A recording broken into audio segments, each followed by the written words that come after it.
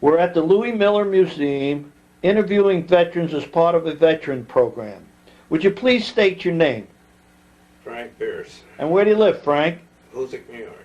Hoosick, New York. Have you lived in this area long, or did you move in, or what? All my life, You've lived here all your life. except for my Army service. Okay. Could you tell us a little about your life before you went into the service? Well, I went through the grade school in Hoosick, district number 2, and then I came to Hoosick Falls.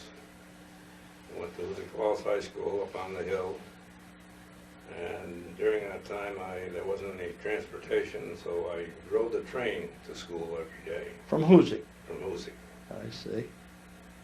and that was sort of enjoyable because there was other kids that came from North Pownell and down that way came up to Hoosick Falls to school. We had a lot of things that I remember during those days. Yeah. It was fun. You're all together on the train, and it was a different kind of an experience. It was different. Yeah, and okay, and what year did you get out of school in Hoosick Falls? 1934. In 1934.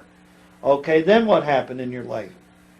Well, I guess when I got out, I didn't know just what I was going to do, so I went back to high school and took a postgraduate course, which it was sort of common then. Yes, it was. And I took up shorthand and bookkeeping and Book, things like business that. subjects. And, Then what'd you do?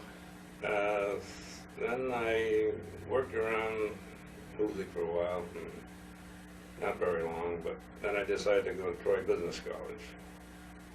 And I commuted on the train between Hoosick and Troy for, well, it was about a year I went there, and I graduated from Troy Business College.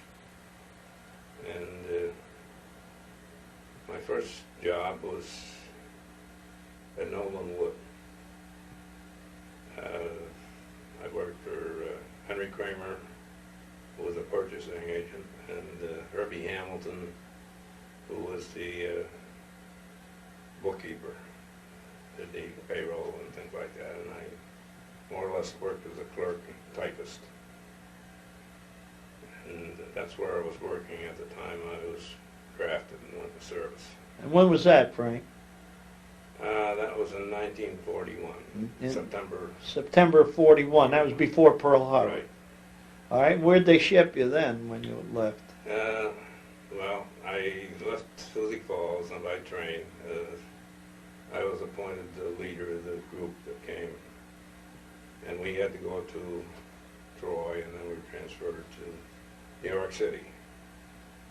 And in New York City, we went from there to Governor's Island, Fort Jay, where we stayed there. Well, I was inducted that day, September 3rd, and we stayed there for a few days. I don't remember just how many, but it was 3 or 4 days. And then we were transferred to Camp Croft, South Carolina, for our basic training. And I was there for 3 months. Was that an infantry basic training, or? Yes, it was. Yes. Yeah, our outfit was, well, we were basically trained in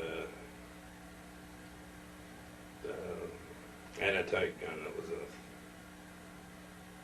I don't remember now, just. All right. It does, but you were in. We didn't have real guns to practice with. We had wooden guns. Yeah, for that's a important while. to It say. wasn't until later that they actually had guns that they could supply for us to use. I see. But I enjoyed the big guns. I wasn't too good at shooting the smaller rifles and things like that. I did make marksman, I guess it was, but. Were you in Camp Croft when the World War II broke out, when they bombed Pearl Harbor? Yes, that was December. In December. 7th, yes. I was there sitting on my bunk, I guess, when I heard over the radio that the war was declared. I see. And then what happened? Well, I finished my basic training at Camp Croft. Then while I was there, I didn't get away from camp too much. Camp Croft was a new camp. It had just been built. It was wooden barracks, but it was located a little ways from Spartanburg, South Carolina.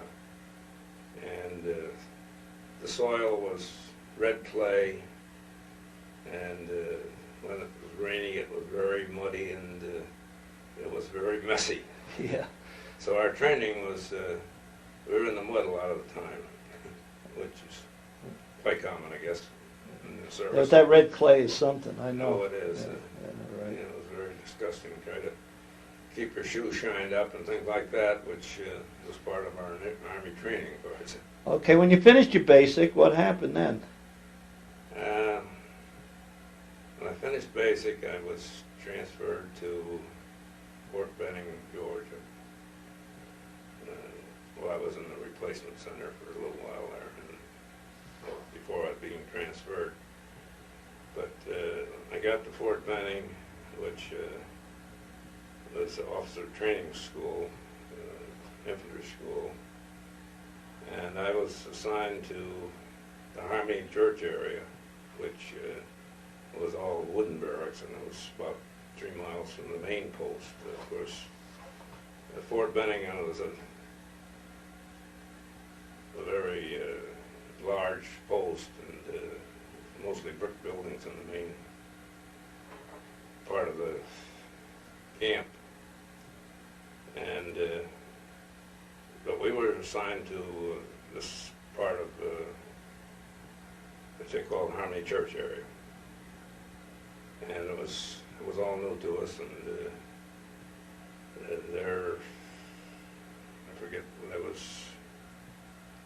4 companies, and there was 2,500, I think, in our headquarters company. It was a headquarters company, which we were assigned the personnel office, which handled the records for the officer candidates.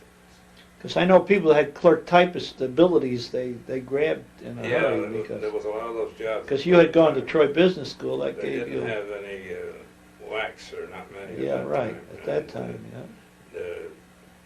There wasn't too many men that was really qualified for those jobs, and so it was easy to, most of the places I went, that was the type of job I got. Yeah, because they were really short of those, yeah. So I really enjoyed the work. It was fairly easy. There wasn't much training, military training to it. So you worked in the personnel office at Fort Benning? Yes, I did. All right.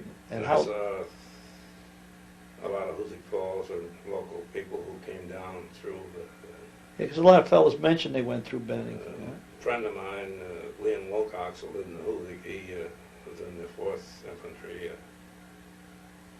44th Infantry, I believe it was. And he came down and went through there, and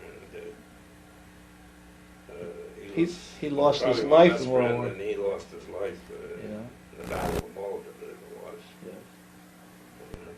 Did you see Sergeant Goodermote that lost his life from Hoosick? I didn't see him. But he lost his in the life service. too. He did, yes.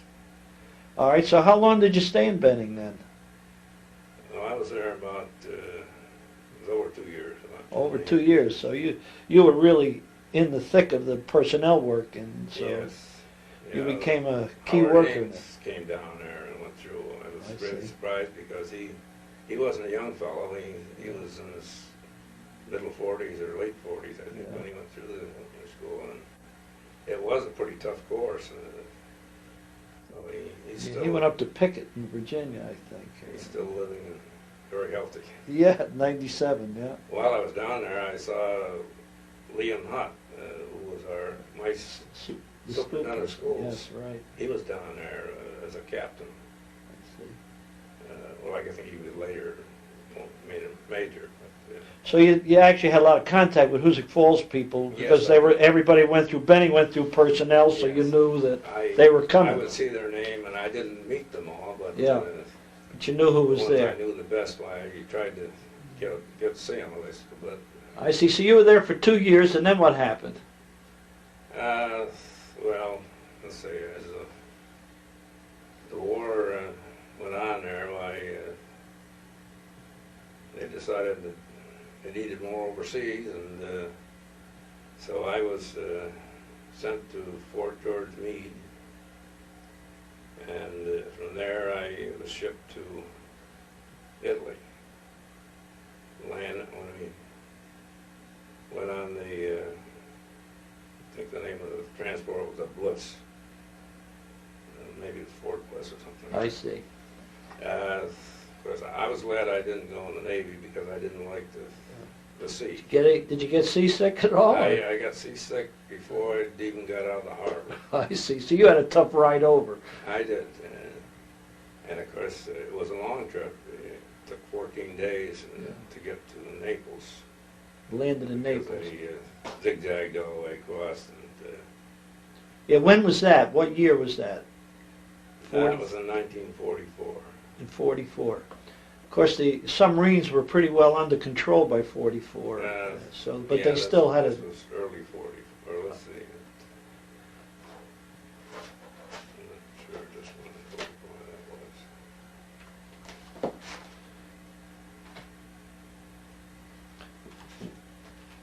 Where did you land? In Naples, huh? In Naples. All right. And we were, well, we took a little railroad. It was the open boxcars they were. And we had sort of a, well, it wasn't a very long ride, but it was a rough ride. And these open boxcars, a very small railroad. And we went to Caserta, which, and we were assigned to, well, we were in tents for a short time. But then we were assigned to the Royal Palace in Caserta. I was assigned to, we called it Matusa. I was in the IG section, assigned to the IG section, and we were under the British command. It was Allied Forces headquarters, and it was our job to, the IG section, they investigated claims of the Italian government against the United States government, and also any crimes and things that servicemen would do. We had a team which traveled all over the theater and investigated these things. The war in Italy, where was it when you got there? How far up were they then? Well, let's see.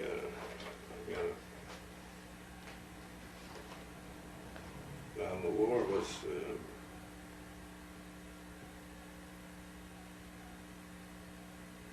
it was the Battle of Cassino. It was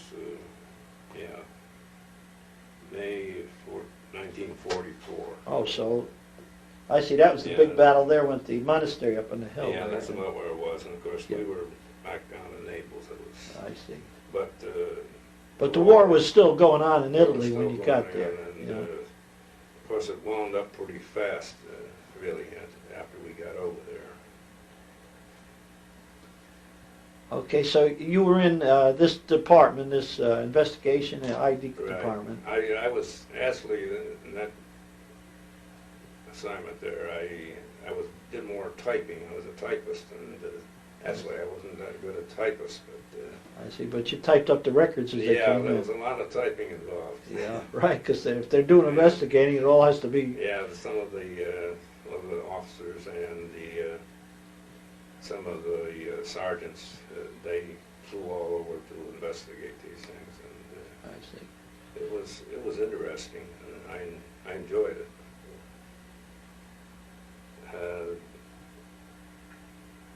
We were under General Clark's command, I guess. I see. All right, so then what happened? You were there, and did you stay right in that? We didn't stay there too long. I was reassigned. The work of that particular department apparently was getting finished up, I guess, and I was assigned to the Ordnance Company. First it was 991st Ordnance Company. And this was it was really a tank outfit, but I worked as a company clerk most of the time in that department. And we were located we even had our barracks in the Fiat building, automobile manufacturing company, and that's where the Nazi headquarters was at the time. They were in that area. I see. We drove them out and we took over. I see. And the Americans made it their headquarters. Yes, yes it was. And of course, this ordnance company, why they retrieved tanks and things like that. And I didn't get involved in much of that, but it was some of the department there that did that work. Why they had to go out and retrieve these tanks which had been burned and all sorts of things, and it was a very tough job for them. All right. So then, by then the war starting to. The war was still went on till 45. So. Yes, yes it did. So you were there quite a while in that. Did they reassign you again, or did you stay with that ordinance? No, right. We kept. Let's see, I was in that, and then I got transferred to the 100 Ordnance Company, which was.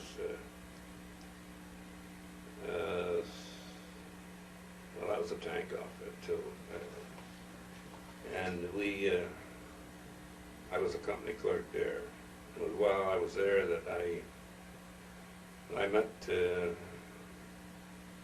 John Stempick. Oh yeah. Somehow he was a truck driver somehow, and he happened to see my name in the roster, I guess, and so he stopped in to see me while I was there. I see. I think we were located in Modena at that time. We did move quite a bit from then on, moving up. As we took more of Italy, you people right. shipped up with it. Yeah, we kept moving, and as the war was coming to a close there, the Germans were retreating, and actually at some time there we almost passed them. And while we were moving up through there, on a couple occasions I had driven trucks and I had a license to drive a truck, so I was served as a truck driver. Too, I see. When we were moving. That wasn't my cup of tea though, really, because Italy is, some of the roads over there, they don't have any guardrails, and you can look down for a mile there, and right. up in the mountains there. And that was sort of hectic. In fact, I can remember riding sometimes in the back of a truck there, and be standing in the back seat trying to hang on, and the truck driver didn't go very slow, and you didn't look down those cliffs there. It's kind of scary. It'd make your stomach feel funny too. It would, yes. All right. So then what happened now? You kept going up Italy, and did you get into Germany, or did most of your time all? Well, we got up as far as I went up to Milan. We kept moving up. In fact, we were stationed in Florence for a while, and that was a nice city. I enjoyed beautiful. that. Yeah, I've been there. It's beautiful. It's better than most Italian cities, of course. A lot of them were severely damaged from the bombing. And, of course, we didn't.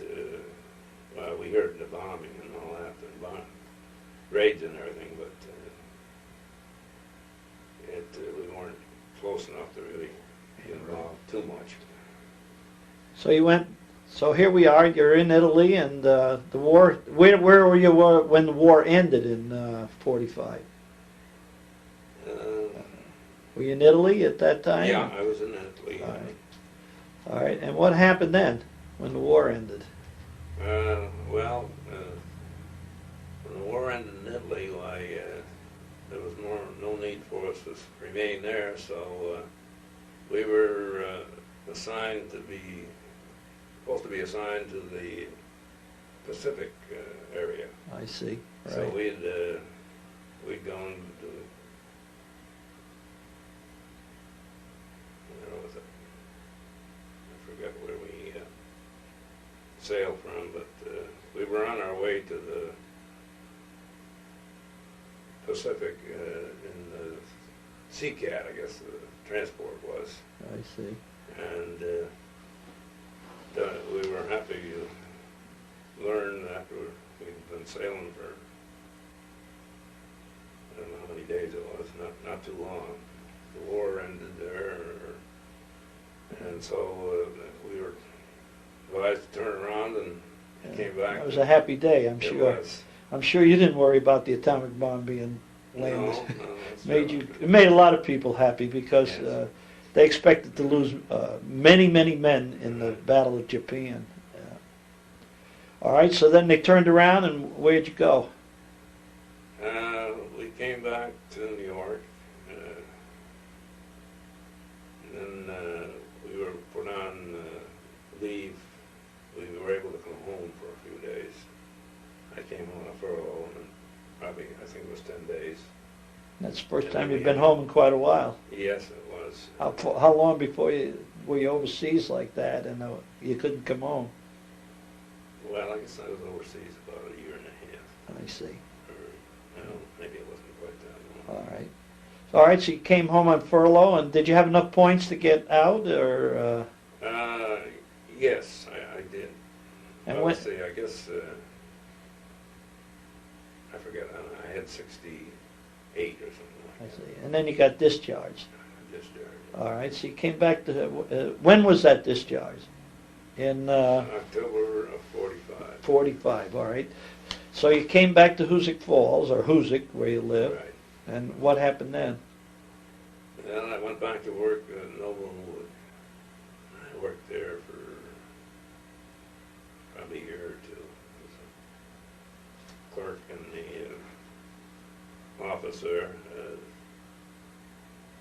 Josephine Codman, she was the cost accountant. I worked for her, figuring standard costs. And I did that until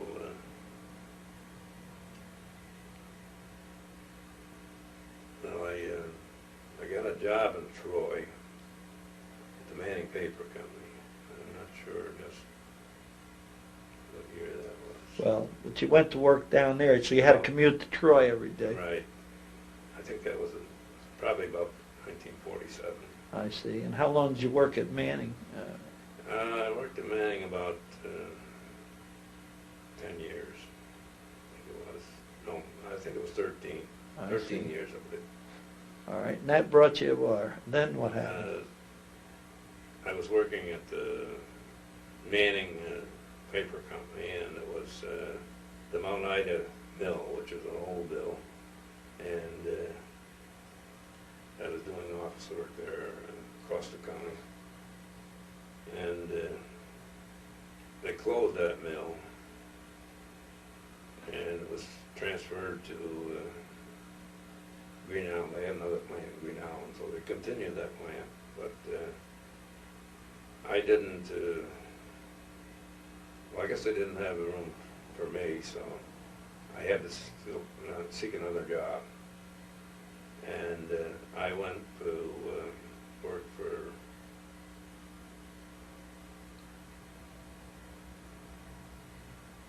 I can't think what the company is now. Well, Over in Waterville Lake, Allegheny Lebanon. I see. Oh, yeah, the steel company. I worked there for 9 years in the cost accounting. I worked for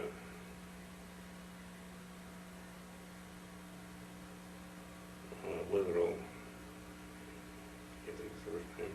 And did you retire from them, or? No. No, I worked there for nine and a half years, and it was that was a very good place to work. I really enjoyed it. But at that time, they were having a hard time to Yeah, get. still So it was time for my pension to be vested, and I and several others lost our jobs at that time. Well, before you could vest your Yeah. retirement, so they'd Yeah. save money? So they could save money. Yeah, that happened. Yeah, a lot of big companies pulled that, yeah. So I had to look for another job, and I went in the political end of it, I guess, and I applied for a job the county office of purchasing agent, and I more or less got it through supervisor. Yeah, so you worked for John the Murphy county? And, yes, and Ray Steek, who had been the former manager of the Ford Motor Company.